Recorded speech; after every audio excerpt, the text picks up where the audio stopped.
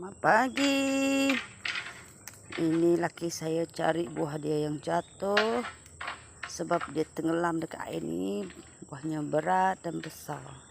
Lah dia mudah tenggelam. Sebelah terjumpa ada bantuan sendiri. Tidak diambil sayang. Diambil banyaklah cobaan dia. Tak apa. Yang penting sudah dapat. Dia jatuh dekat air ini. Air ini aman, tak ada apa-apa. Hanya ada ikan saja. Tapi ikannya mungkin habis anyut. Kalau air besar anyut, dia anyut pergi sana dia.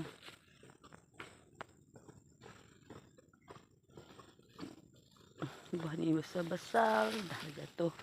Dari sini tadi jatuh. Empat tandan. Kita jatuh pagi berat lagi.